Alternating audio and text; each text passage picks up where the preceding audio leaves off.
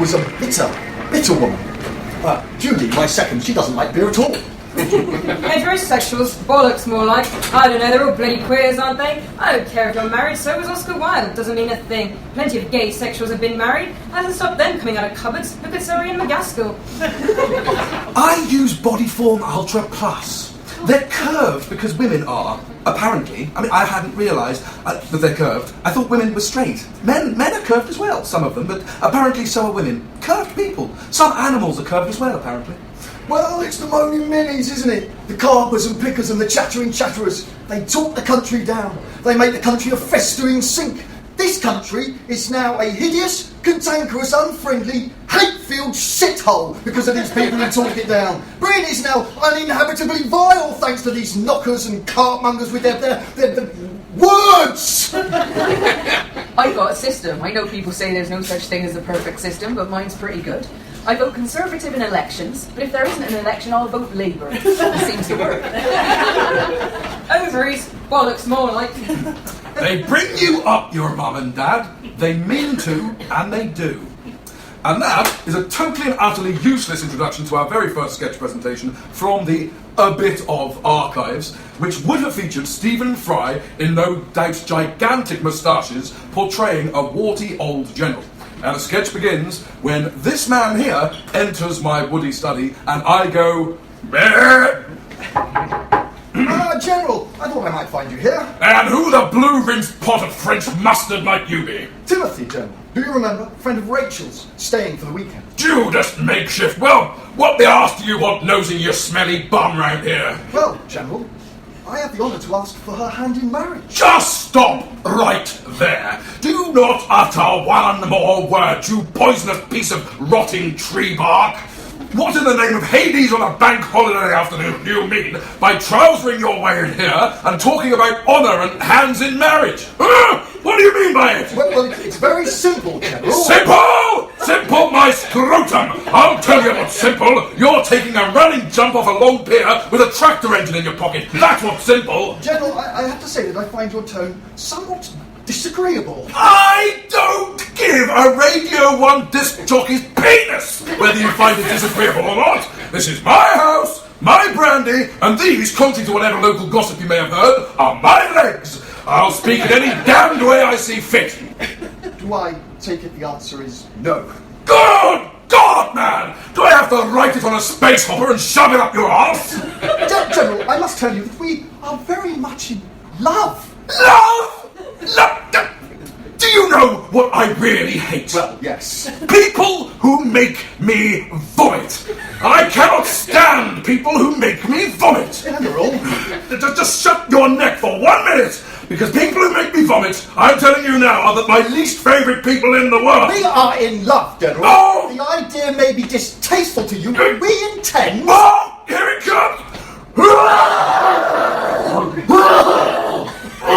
We are in love, and I intend to make her my wife. Oh, no, do you see what you've done? Well, I saw that you vomited. 3 Bernard Matthews turkey drummers, perfectly happy in my stomach. In fact, with the ideal place for them. They have now been wrenched out and dumped in my waste paper basket. Are you satisfied? Are you perfectly satisfied with your morning's work? General, would I be right in saying that you don't like me very much? Bingo! We have a winner.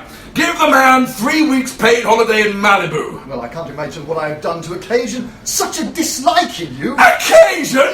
Occasion? Talk English, you spineless baboon! You stand there gawping like some pop-eyed Moroccan tart drugged on mescaline. Your daughter is over 21. General, we really have no need of your consent. It was only a sense of what was fitting that impelled me. My daughter? My daughter? What's all this talk about my daughter? Rachel, General, we intend, whether or not... I don't have a blasted daughter! What are you talking of, you pop-eyed sack of snot? I'm talking about Rachel, General. General? General? What general? You are General Macpherson. In a pig's arse, I'm General Macpherson! Well, then who are you, sir? Who am I? Who am I? I don't know, do I? Because the sketch just ends there.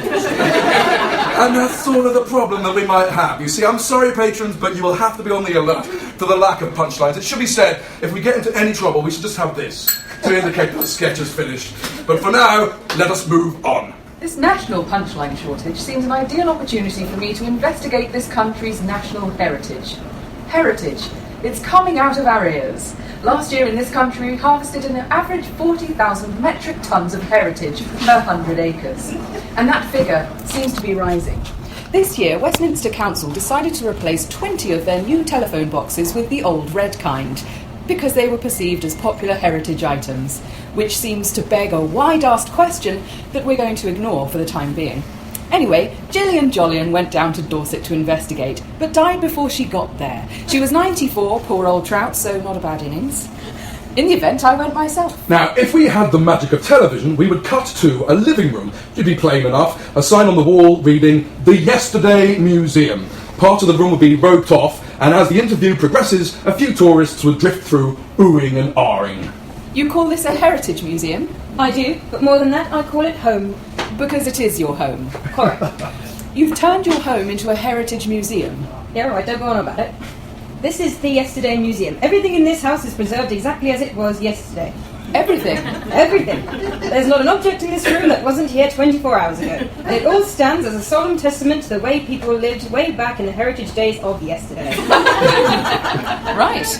That, for example. Yes, that chair was here yesterday. Yesterday, a typical person might have sat on that, or something incredibly like it. They used to call it a chair.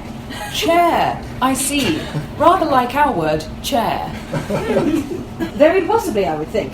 Yesterday did have an enormous impact on the way we live our lives today. Did it? Huge. You know the clock tower in Bedford Street? Yes. That was there yesterday. And what about that? A cup of tea. From yesterday? No, that's actually a bit of a cheat.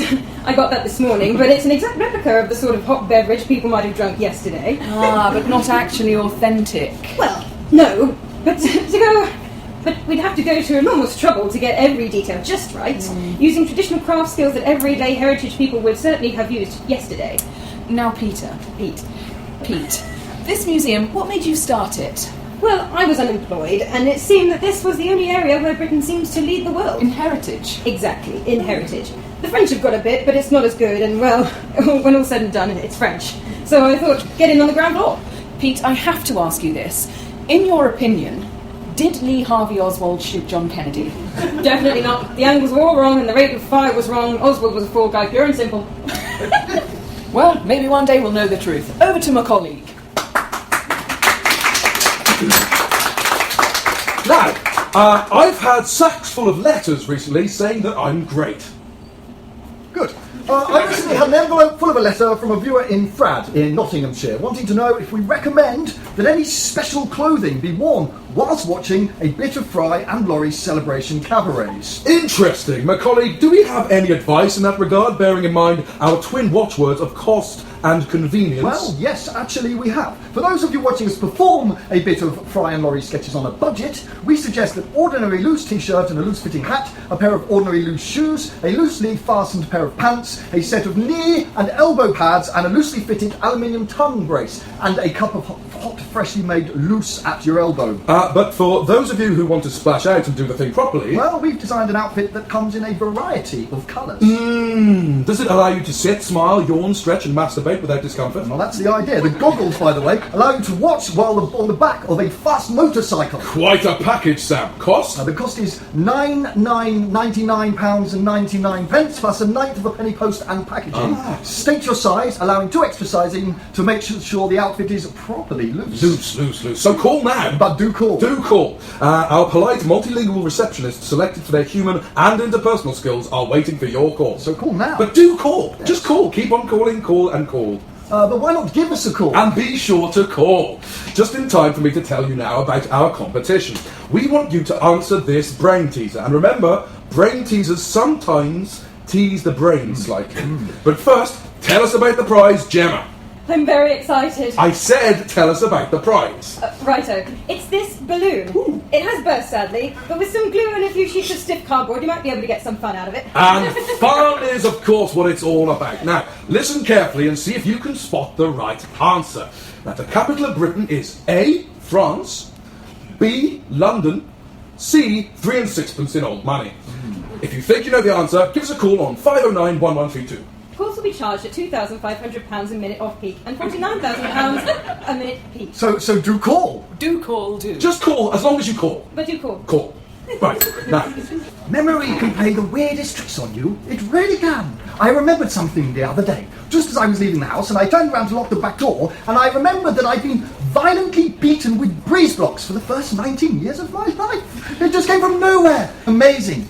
I'm suing my parents for £5 million as it happens. Of course, they died some years back, so I've got to sue myself as next of kin, but I think the principle's important. Anal Intercourse Helpline, how may I help you? I see. Yes, certainly. Indoors or outdoors? I see. We have an information pack and a basic kit. May I ask your occupation? Secretary, I see. Well, Secretary of State, yes, not at all. We're here to help. Very best of luck. Because, I think in the future, in the future I think there won't be any shops like this. It'll all be digital superhighways, and your videos and shopping and voting and lessons and exams and work, like everything will be done at home. And probably you won't need to have a girlfriend or a boyfriend or anything, because of cyber sex, like some sort of virtual reality sex with a machine, And it'll be clean and brilliant, there won't be any hang-ups, it could be really pervy as you like, pervier the better probably, goats and piglets and everything. But you still won't be able to park anywhere near the centre on Saturdays. Men are so fragile, don't you think? I mean, you've only got to say, you've got a really minuscule penis and you're completely hopeless in bed, and they're all just sort of hurt. Well, they say that size isn't important. What I always say is size isn't important, provided it's positively colossal.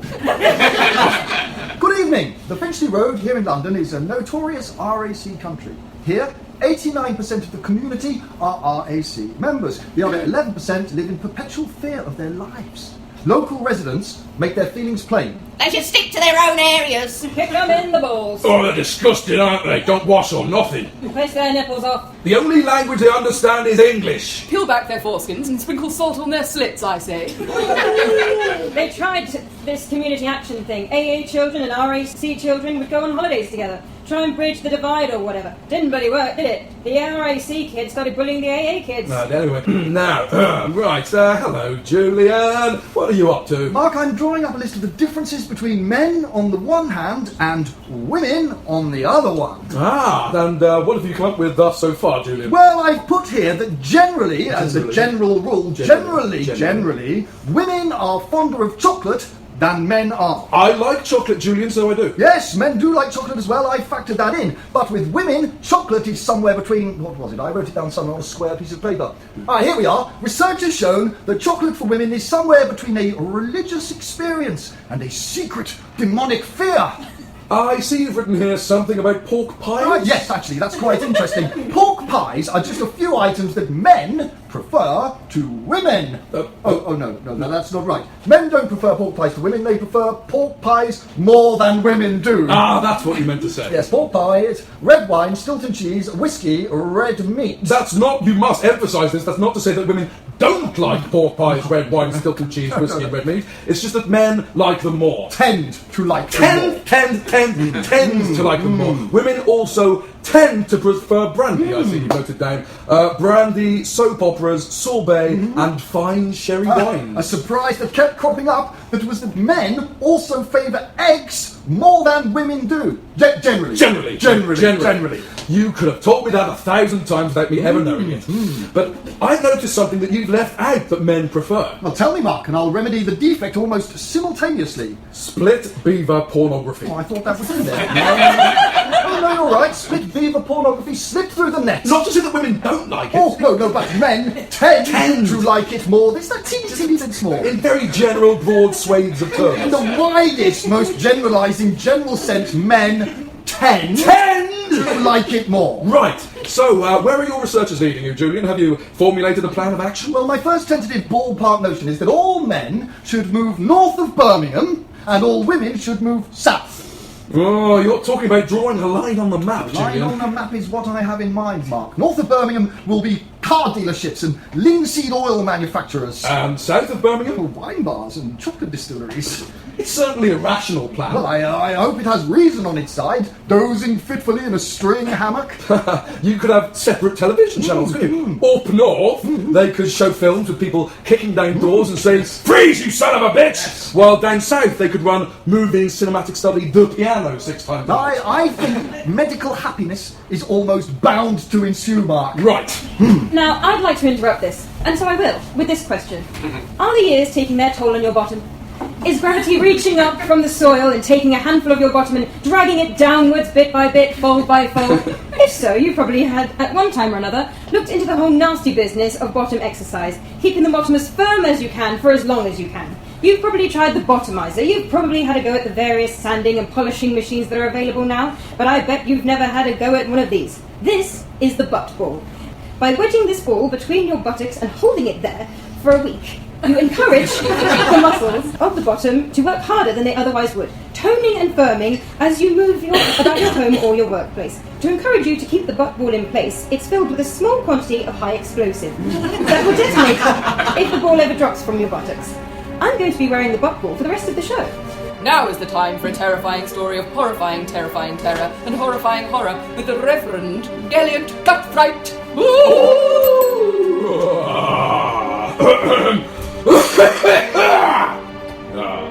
It is with heavy heart and trembling fingers that now I take up my pen to unfold to you all the tale of horror, strange, dreadful, incredible, yet true, that you are about to hear.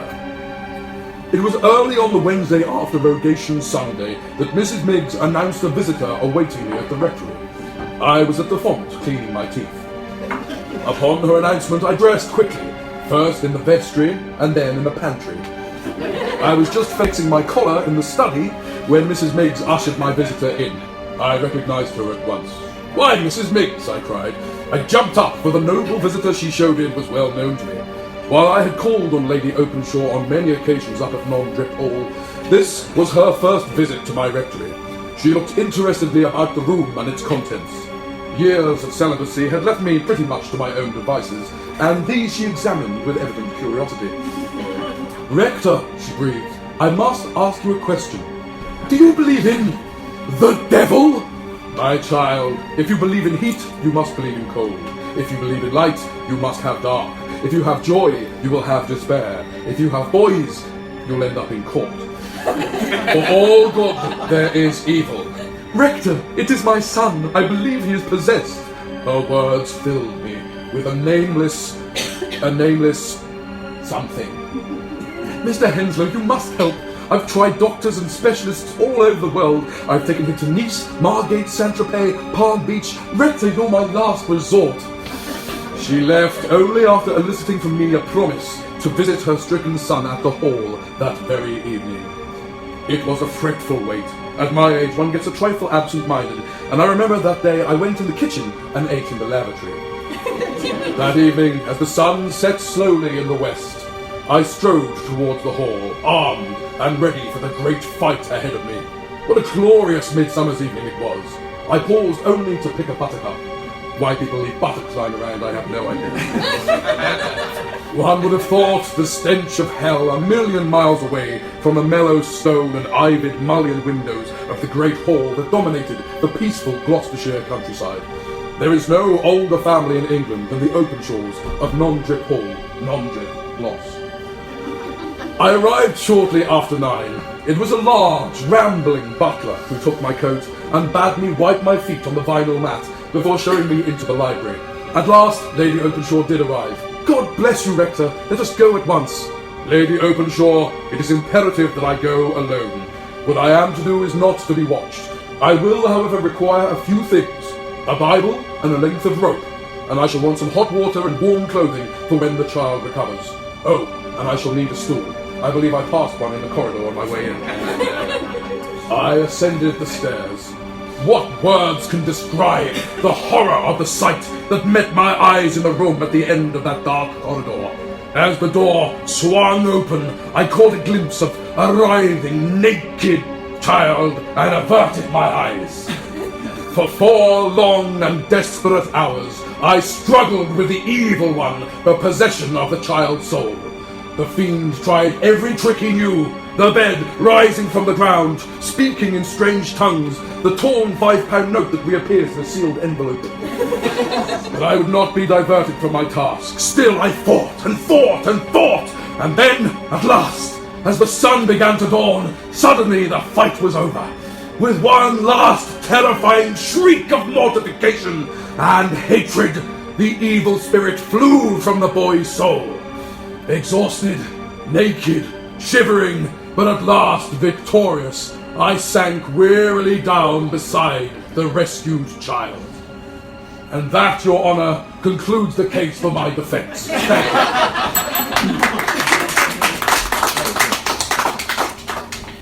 Hello! Hello. Have you thought about changing your views? My views? Your opinions, your views on the world. Well... Perhaps yours are a little rusty, a little outmoded, but perhaps you're also much too busy to set about developing new ones. Yes, come to think of it, I have been thinking that. I said to Clive... Shut up and listen. Right. It may be time to look at a new package from Viewmaster. Viewmaster? That's right. Viewmaster are offering a new range of views that you can buy complete or in kit form that save you the bother of having to find out anything about anything. Sounds ideal. For example, how about the Winchester? For $9.99.9999, you could have the view that... You know, it seems to me that Britain used to be a nicer place in the 1950s. I like the sound of that. I like the cut of that jib. But it gets better, because for that price, you also get 3 extra views thrown in. Golly. 1.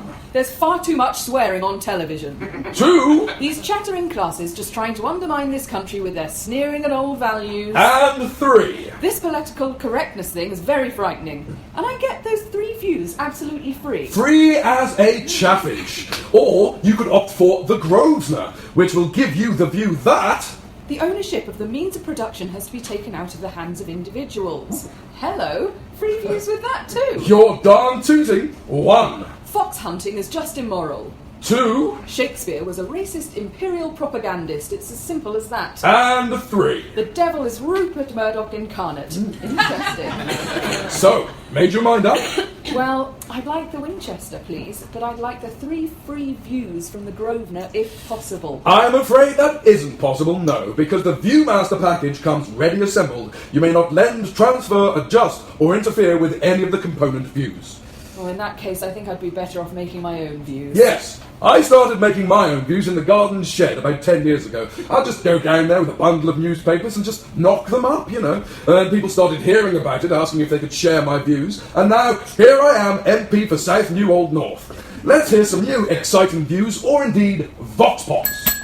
Have you ever noticed how, when someone says, "Have you ever noticed how something?" you almost have never noticed what they've noticed? Have you ever noticed that? No, neither have I. No, we're not really very interested in politics, I'm afraid. Not very adventurous, I know, but the missionary position has always been good enough for us, so why change? We've had a lot of protest suicides round here lately. Oh, there's another one. My husband strangled himself with a Union Jack last week. No, it was lovely, lovely. Raquel had 4 puppies this summer. Lovely little chocolate brown fluffy things. I'm not the father, honest. Well, I knew Kelly at school, and so I said, "Do you fancy going out and having a shag with me behind the bike?" We always used to shag behind the bike, so we did, really. I quite liked it. No, I really do love this country, I do. I love it. The only trouble is that there's nowhere to park, is there? But if you take this seed, and if you plant one of these in about, late July or whatever, with a bit of compost and a little bit of love, 6 months later, there's a 19-lane motorway right through your back garden. Found this absolutely hilarious misprint in last week's edition of the Peterborough Echo. It says, listen to this, the Prime Minister, Theresa May, is a dignified and impressive leader. Isn't that priceless? Priceless, bollocks more like. I wouldn't say the Daily Mail is actually a bad newspaper. No. I mean, not a bad newspaper. I mean, not a bad newspaper. I mean, all right, no, maybe it's a bad newspaper. Well, no, it's not a terrible newspaper. It's not a newspaper. All right, children, let's gather on the mat now, shall we? That's right. Make room, Josh, or Mina won't have anywhere to sit. Good boy. Now, we have a special treat this afternoon. Who can tell me what a treat is? Moira, what's a treat? Chocolate! Well, that's nice. A treat is a lovely thing that happens, a surprise. Our treat this afternoon is that a very nice man called Sergeant Davis is coming to talk to us. Sergeant Davis is a policeman. Yay! So let's all sit very quietly and listen while Sergeant Davis talks to us. Junk. H. Smack. Shit. Grass. Dope. Pot. Charlie. Coke. Crack. CE. Eckie. MDMA. GHB. Speed. Ludes. Bennies. Mandies. Barbies. Works. Gear. Snadge. Stash. Coke. Fix. Hit. Off. Celery. You know what I'm talking about. I want names, I want dates. You start talking and you start talking now. I wonder if... You stay out of this. I know at least one of you lot has been dealing and it makes me sick. Have you seen what it does, this shit? Have you? Come on, you. Now, come on, you. What's your name? Jeremy Timothy Alistair Potter. Oh, yeah? Been selling badly cut shit around the place, haven't you, Jeremy? Don't give me that crap. Come up here. Jeremy is a very good boy, but a little inclined to... I don't need help from civilians. Stay out of it. Right, kid, empty your pockets. Ha! Oh dear, oh dear, oh dear. What have we got right here? Sherbet and Smarties. Wise up, school teach! Where'd you get this? I haven't seen the track marks on your little arms, you sorry son of a bitch! Oh, my lord. Right, so talk!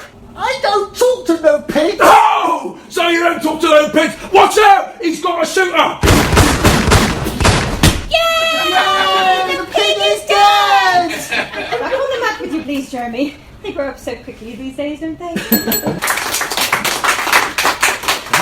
Well, it's probably time for some satire, so off you go. Hello, dear. Hello, Susan, darling. Mary. Mary, sorry. Hard day? Oh, damned hard. Damned bloody hard. Second reading of the contraceptives bill. Select committee dragged on half the bloody night. Then I had to spend 2 hours in the chief whip's office talking about this affair that I've been having. Affair? And then to cap it all, they closed the embankment and I had to come up through Trafalgar Square to Hyde Park. It took forever. What affair? What? You said something about an affair you'd been having. Did I? Yes, you said. Oh, yes, that's right, yes. You had to see the chief whip about an affair you've been having. Yes, but it's not with him. What? The affair. I'm not having an affair with the chief whip. Well, who then? Who what? Who are you having an affair with? Look, do we have to go into this now? I've got a constituency surgery 10 o'clock in the morning. Simon, who are you having an affair with? With whom are you having an affair? With whom are you having an affair? Simon, tell me her name. Susan. Susan? Yes, one of my researchers. Lovely girl. Susan what? Susan who? Susan who? Do you know? I never asked. When you're having sex with someone, somehow it doesn't seem too polite to ask their full name. Simon, tell me her name. How long's this been going on? Well, the affair? The affair? Oh, a couple of years. A couple of years? Well, 6, actually. You've been having sex with your researcher for 6 years? Yes, oh, well, not continuously. I do have a job to do, you know. The department won't run itself, unfortunately. So what do you expect me to do? Do? How am I supposed to react? Well, I rather thought that you might stand by me. Stand by you? Well, yes, or sit. Sit's probably better, actually. But you'll have to resign now, surely. Don't be daft. 2 bloody mortgages, woman. What do you mean? Well, Susan and I have a house in Frinton. A house? Well, of course a house. You can't bring up kids. Wait a minute. 3 of them. Sam's the eldest, and he started at Hilldrop House this year. It's doing very well, actually. You've got a house and 3 children by this woman. By this woman? Interesting. I'd have said with this woman. You expect me to stand by you while you bring up a family in Frinton? Hey, you, Tory! Have you ever worried that you're perhaps not a very nice person? You'd like to learn how, but somehow between work, abuse counselling sessions, and a packed personal grooming schedule, there just never seems to be enough time. Well, now you can learn how to be nice in just 10 minutes a day. That's right, 10 minutes a day with I'd Like to Be Nice. It comes in a black plastic video cassette which fits snugly into your VHS machine and tells you all you need to know in a new, easy-to-watch format. I don't have a bloody video playing machine. Oh, in that case, I must apologise. Carry on being a shit. Right. Oh, I say, what's this in this cardboard box? Father! Gavin. Oh dear. Caught me at it. What are you doing in here? Doing? What am I doing? Yes, what am I doing? Well, I'm sitting on your bed, Gavin. How's that? Does that satisfy you as an answer? Well, no. Yeah, well, yes, no, pretty lame, I suppose. I mean, it was your mother's idea, not mine. I mean, she's, how can I put it, gone shopping. She's concerned, Gavin. Oh? Yes, very concerned. She was ironing the vacuum cleaner in here and came across some things of yours. Wanted me to have a look. She's been searching my room. Ooh, searching? I mean, searching's a pretty strong word, old chap. I mean, sure you want to go that far? I think so. All right then, searching it is. Anyway, she was searching your room, and she found one or two things. She doesn't understand, Father. That's exactly what I thought, old fellow. I thought, hello, a few pictures of busty ladies, where's the harm in that? So I came up here, and I had a look around, and I came across this. This skull of a goat with knives plunged into the eye sockets. I would rather you put that down, Father. Gavin, this is not a picture of a busty lady. No. No, not by the very longest of long chalks. Father. Now, I'm going to ask you something, Gavin, and I'd be obliged if you'd give me as straight an answer as you possibly can, all right? All right. Are you trying to summon up Satan on a regular basis? Don't be silly, Father. Answer me, Gavin, if you please. Of course not. Sure? Positive. Well, Gavin, I'm pleased to hear it. Your mother and I have done a lot of work in this house since we came here. New kitchen, gas central heating, carport. Knowing that Satan was in the house would take some of the shine off it all, if you follow me. Yeah, I know, Father. And make the place a damn sight harder to sell, I wouldn't be surprised. So, this little fellow is, Lardwain. Lardwain. Lardwain. He's a god. Is he? Is he really? Is he a god of anything in particular? I mean, does he specialise at all? Lardwain is the god of everything and nothing. Aha! So, a bit of an all-rounder then. Good. And what might Lardwain be doing under your bed, Gavin, if that's not too probing a question? Well, I worship Lardwain, Father. You do? I see. Well, that sort of cleared things up, really. Your mother would be very relieved, I know. Good. Why? Why what? Why do you worship Lardwain, Gavin? I mean, she's bound to ask, you see, and it's probably easier if I just give her a thumbnail picture, you know? Because all other systems of political and religious thought are as rotting carcass in the desert of human folly. Only Lardwain, font of power and destruction and lord of vengeance and grand priest of the far worlds beyond Trapithu, only he has the answer! Right, which is? Kill! Kill. Kill!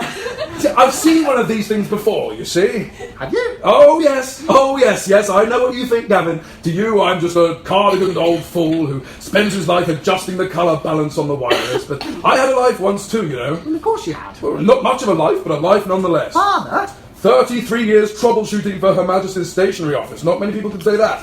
that thing is for my geography project I'm doing at college.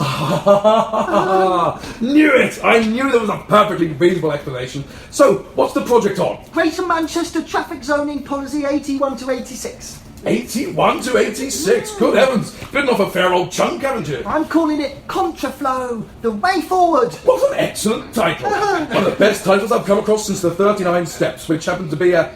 Anyway, so this... Oh, that's like background stuff. Background stuff, I see. And this even bigger dagger with a nastily twisted blade dripping in gouts of blood and gore. I mean, this wouldn't be for extracting the organs of young virgins, would it, Gavin? I mean, be honest with me now. I wouldn't mind what you tell me as long as it's the truth. Honestly, Father, what an idea! I used that for getting the punchline of the sketch. Ah! The punchline of the sketch that Fry Hugh Laurie never actually wrote. Yes, Father. Ah! I knew you were a good boy after all. Ding dong! Morning, Mr. Bennett. Pardon? Are you Mr. Bennett? No. No? No. Wait a minute. Can you prove that? Prove what? I'm not being rude. It's just that for all I know, you might be a conman, answering doors and pretending not to be Mr. Bennett. A lot of that goes on. Well, will a driver's license do? Not really, no. You might have stolen it, you see. Anything else you can show me to prove you're not Mr. Bennett? How about Mrs. Bennett? Sorry, not with you. If I show you Mrs. Bennett, would that prove I wasn't him? Well, it's a start. Darling! Yes? No, I was calling for my wife. She's Mrs. Bennett. Oh. Darling! No, look, don't bother. If you're Mrs. Bennett's wife, can you sign for them? Would you mind? Certainly. What are they? Some breasts. Pardon? Your wife ordered a quantity of breasts from us, and we promised we'd have them here by Wednesday. Today's Friday. We had a puncture. Wait a minute. What's she doing ordering breasts? Search me. I mean, for heaven's sake, she's already got some. Women, don't start me off. They're never happy, are they? Just sign there for me. Breasts times 3. 3. Spare. I see. Well, thank you very much. Aren't you going to check the box? Why? Well, make sure they're all right. I'm sure they're fine. We do get a lot of mix-ups. All right then. 1, 2, 3. Looks fine. Yes? Do you mind if I have a look? I beg your pardon? Just a check. You want to look at my wife's breasts? Well... You're asking me if you want to look at my wife's breasts? Just a peek. Sure then. Whoa, not bad, are they? I suppose they're all right. All right, they're fantastic. You're a lucky lady. Actually, I'm a leg woman myself. Really? Yes. Well, funnily enough, we've got some legs in the back of the van if you're interested. Have you? Yeah, make a nice surprise gift for your wife. No, I shouldn't really. She's up to her waist in legs as it is. You very, very funny maniac, you. And talking of maniac... Off you go, Samuel. Dr. Wentworth, how uncommonly good of you to come out at such an uncivil hour. Please, my dear sir, I beg you, do not attempt to rise. On the contrary, it is I who should be thanking you for favouring me once more with the good offices of your most esteemed and valued patron. Now, sir, this I really cannot allow. It is you that have shown the utmost consideration on this chill winter eve in leaving the bosom of your family and venturing out to lend a foolish old man the inestimable benefit of your considerable skills. Mr. Rummington, this really will not do. When a man has, however humbly as might be in my case, attained any level of competence in the medical arts, it is of the greatest possible gratification when he is called upon to practice those arts. I pray that you will accept my most sincere and deeply felt thanks for the munificence you have shown me in reposing your trust in one so unworthy as myself. It is monstrous that I, an idle, pampered and idiotic old fool, should allow myself the indulgence of being thanked by one whose services to humanity and whose dedication in his noble profession put one such as myself so entirely to shame. You must do me the kindness of accepting my most abased and prostrate thanks, good Dr. Wentworth. Mr. Unnington, this must cease upon the instant that I, a mere physician, should be in any position other than one of howling indebtedness to so respected, handsomely whiskered and widely booted a personage as yourself would be a calamity and a disgrace. In singling me out for the outrageous honour you have done me this evening, you have made me feel the luckiest and most favoured fellow alive. I shall devote the rest of my life to the dispatch of your address of daily letters of thanks, praise, and admiration. My dear doctor, this is a scandal that cannot go unspanked. I would be falling short of my duty if I did not even now command my servants to venture into the farthest part of the globe and collect exotic tropical fruits and blooms, which I will hourly send to your modest lodgings as a token of my quite overpowering feelings of obligation to you for your manifold kindness and consideration. Sir,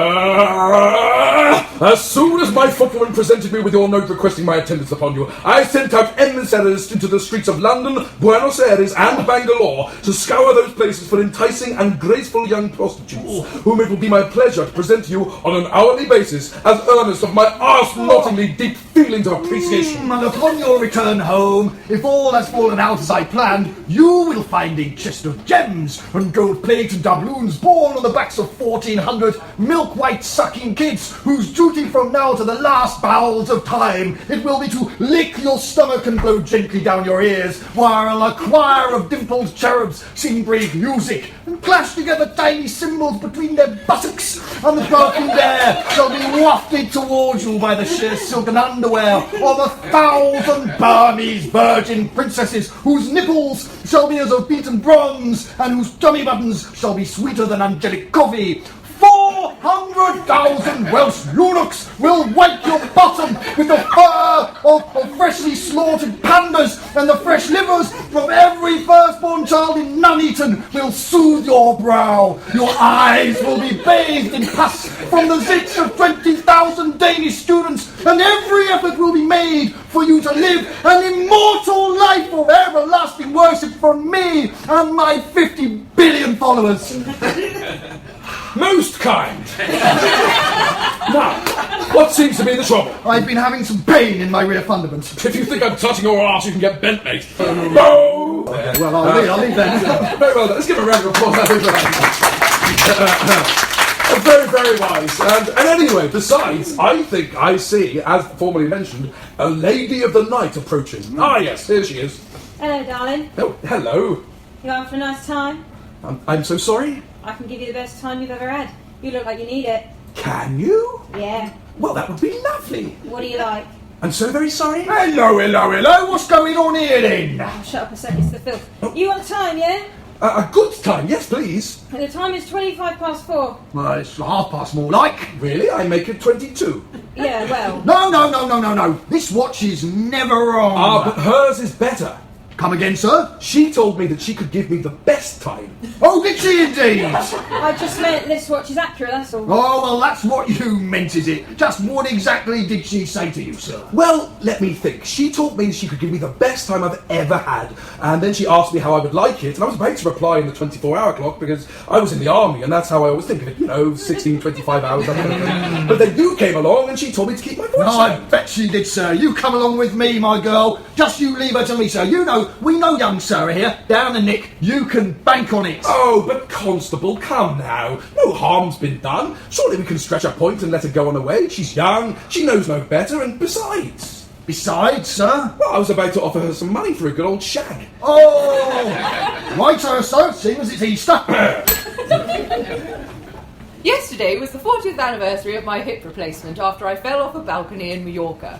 So we had a few friends round, few drinks, Marjorie made a speech, and then I jumped off the roof. Broke the other one. Happy days. I was expelled from school for bad behaviour. What kind of a lesson is that for late life, eh?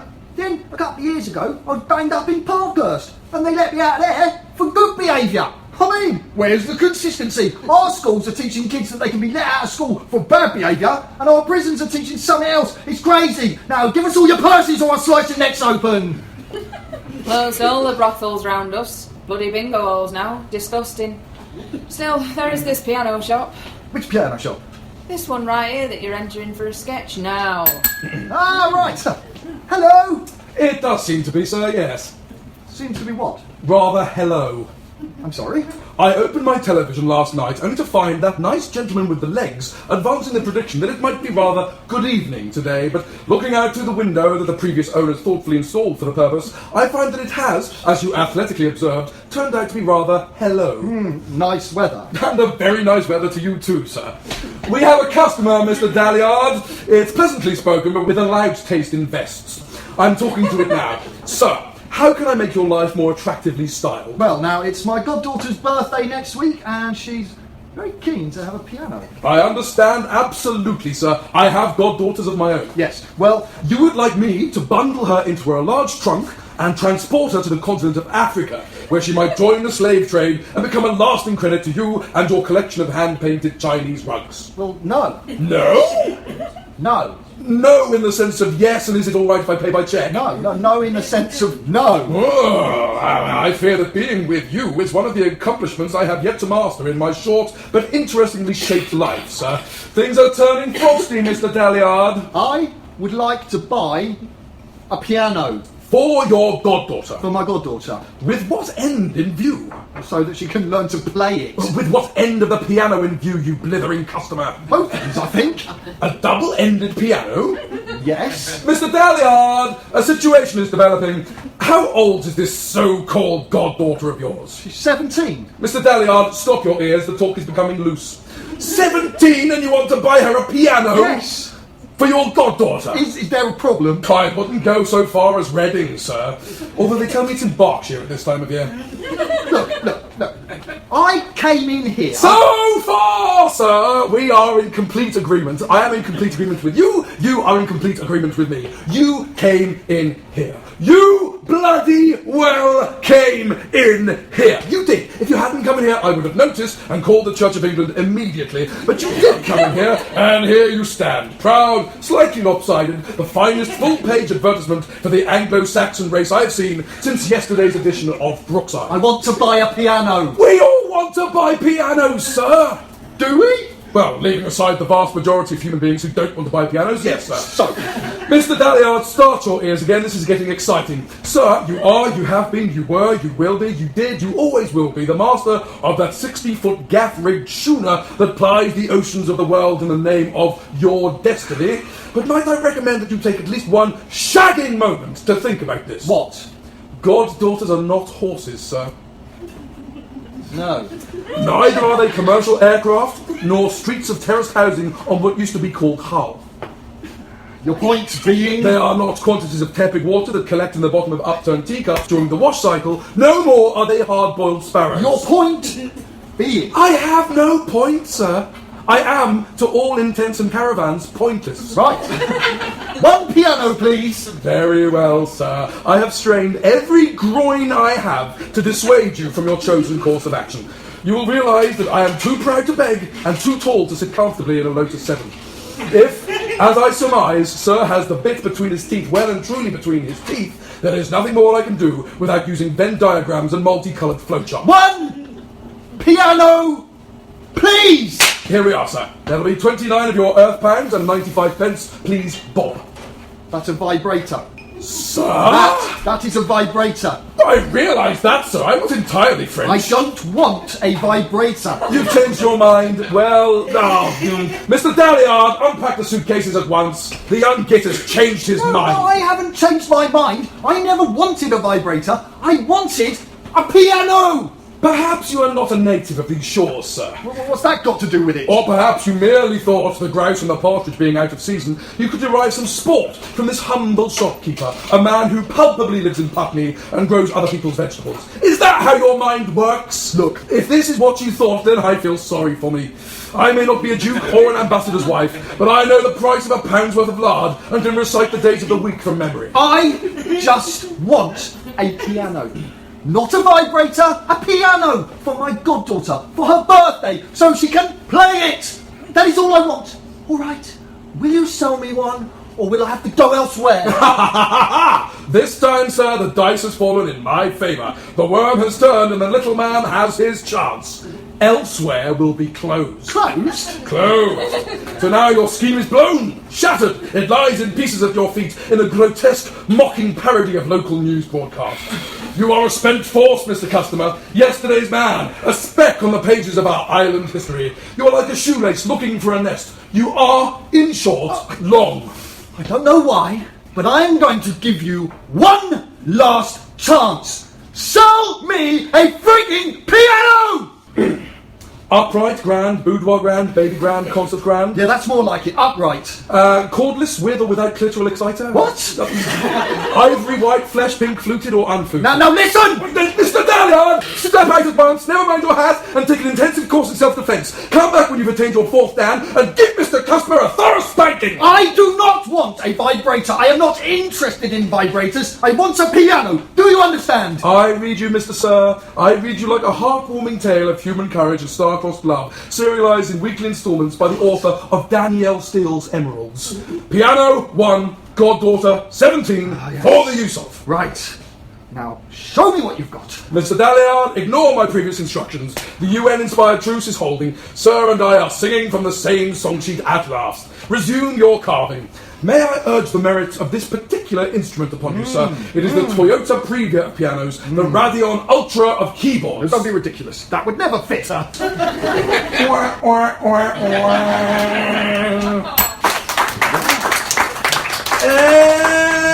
Anyway, ladies and smelly boys, it's time, I fear, for our very final unperformed Fry and Laurie sketch of the evening, which they, in their sort of wisdom, decided to call a frank talk. This would have been in the first series 30 years ago this very evening. In fact, let's see, what time is it? In fact, it would just be finishing the first episode ever of A Bit of Fry and Laurie. But they forgot to include it. Right, so, ladies and gents, thank you for your indulgences. We present for you now a frank talk. We'll wait for the ladies to get back from the theatre, shall we? Yes, good idea. I don't know what they see in it myself, sitting there in the dark watching a lot of old nonsense. Oh, well, they seem to enjoy it. I don't know about you, but I go to the theatre to be entertained. Well, I think they do too. If I want to see a lot of swearing and pretentious drivel, I can stay at home. Well, still anyway, they've been looking forward to it for a long time. Right. I've been looking forward to this, as a matter of fact. This opportunity for a frank talk. Yes, good. It's always nice to have a good... water? Oh, thanks. Chat, isn't it? How long have I known you and Sarah now? Phew, sure. Must be nigh on. More, I should think. Right, possibly even more. You and Sarah are quite a couple. Well, I'll tell you this, Dominic. I don't know where I would be without Sarah. Amazing woman. I think I love her now more than when I first met her. Be nothing without her. Lost. A shadow. Nothing. A blank. Zero. God, I love her. Right. Thing is, well, You know that Mary and I have been going through a sticky patch lately? No, I didn't know that old boy's sticky patch. Yes. What sort of a sticky patch? Just a general sort of, sticky patch, really. Oh, dear. Nasty things, sticky patches. They can be, certainly. You and Sarah have never... What? Us? No, never. We're a team. Never had a sticky patch between us. Do you know, in the 15 years we've been married, I've never so much as looked at another woman. Really? Well, except my mother, of course.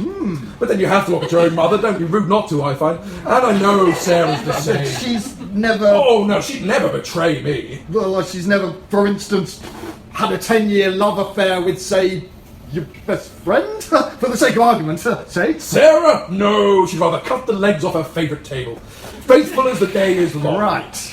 Anyway, this frank talk. You had something you wanted to say? Right, yes. Fire away, then. Well, this isn't easy. It's just that, that 10-year-old love affair I mentioned... Mary. What? Oh, no, don't tell me. You've discovered that your wife Mary has been having an affair. Dominic, I don't know what to say. No. Mary wouldn't betray me. I know that. That's what makes it all so difficult. I was going to say, I was pretty sure Mary and I had kept it pretty discreet. No, it's the other way round. What? What? What did you just say? Oh, nothing. It's just I was sure that Mary and I had been far too discreet for you to notice that we've been having a wild affair under your very nose for the last 12 years, I should say, at the very least. You and Mary have been... Oh, God, yes. But you said you'd never look at another woman apart from Sarah and your mother. Oh, and Mary, obviously, that goes almost without saying. That makes what I was going to say a lot easier then. Oh, yes? It may interest you to know that your beloved Sarah and I have also been having an affair for, 11 years anyway. I beg your pardon? You and Sarah? Yes, I thought that might shake you up a bit. You pair of deceitful, two-timing... Hello, you two. Oh. Look at them, both up with the whiskey bottle, I don't know. Mary, darling, is it true that you and... that the pair of you have been... Sarah, tell me it isn't true that the two of you have... Please, tell me it isn't... We were going to tell you anyway, weren't we, darling? Yes, we were. Tonight, in fact. Mary and I have been having an affair for the last 14 years. A very passionate affair. Strikingly passionate. You what? I don't know how you found out. You didn't leave the thingy lying around, did you? No, I meant you and Dominic. You and Dominic have been having an affair for the last 11 years at least. And you and Matthew Mary? Oh, that? Well, that was just a diversion, really. Oh, was it? Well, Dominic, that makes it a lot easier for us to tell them, doesn't it? Yes, it certainly does, and it may interest you to know that Matthew and I have been, how shall I phrase it? Bedmates? Lovers? Sex friends? Joy partners? Bliss buddies? Yes, any one of those for the past... Oh, it's got to be at least 18 or 20, hasn't it? Yes, for the last 18 or 20 years. Well, Frankly. so you're saying that we've all been to bed with each other? And that seems to be about the size and girth of it, yes. Both separately. Oh, yes, separately, obviously. In every possible combination. Oh, what a kerfuffle. What a business. I don't know what to It say. is something of a how do you do, isn't it? So what do we do now? I should have thought it was obvious. You mean... Only one thing to do. What? Let's all go to bed. All right! Right. My wife was pulled down the other day and rebuilt just north of Leicester. Damn shame. Yes, I always remember this spot because it was right here that I first set eyes on my husband, and I remember thinking, what an incredibly small man. Tiny. Absolutely minute. Much later I realised that was only because he was a long, long way away. When he got nearer, I realised he was about this size. Funny though. This great, fat, steaming mess of what looked like very old horse manure, with little crawly things coming out of these dark, rancid holes and incredibly long tails of foul-smelling green slime slathering all over the place. Very unpleasant. I think she said her name was Judy Birchall, but I may have misheard. In the morning, I used to have one of those things that automatically pour you a cup of tea and make a horrid screeching noise in your ear. But she divorced me, and now I use a goblin tea's maid. Well, I think... Oh, Christ, I left the iron on.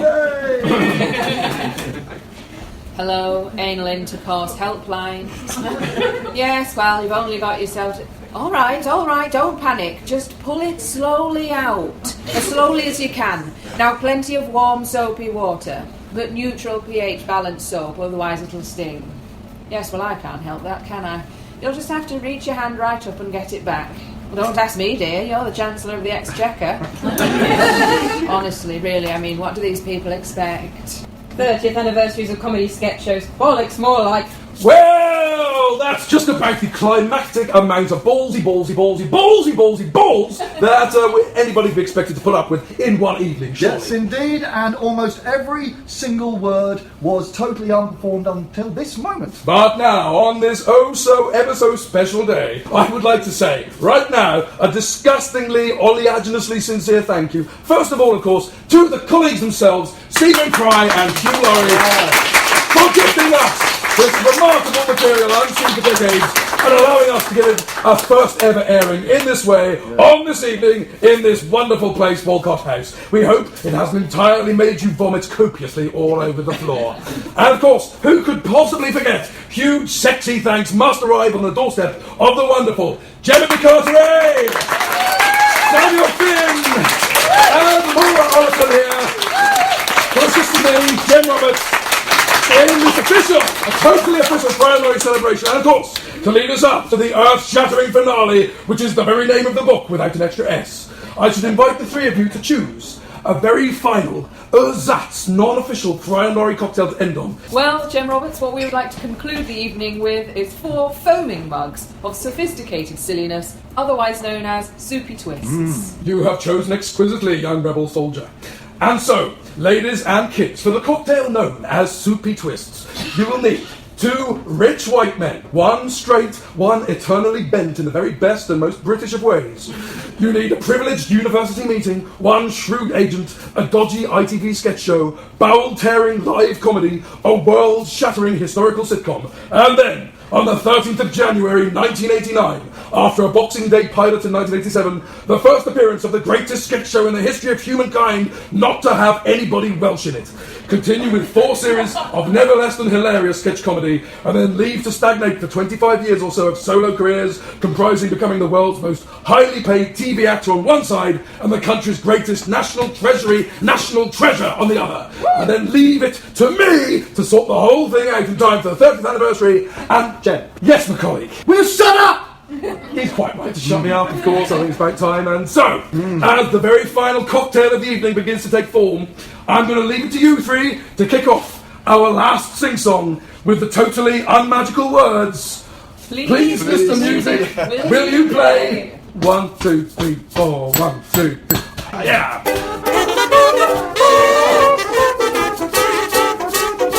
Come on, clap along, everybody.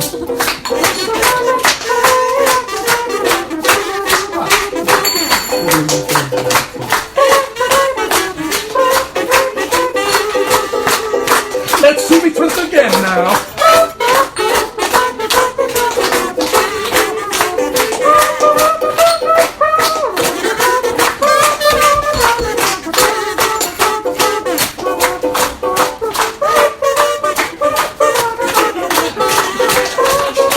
Go on, Sam, one more time.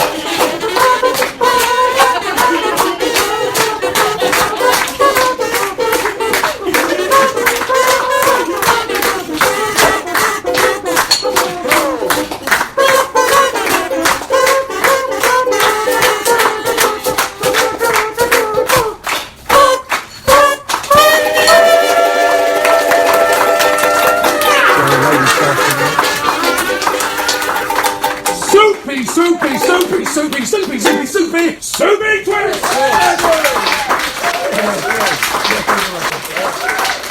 Thank you!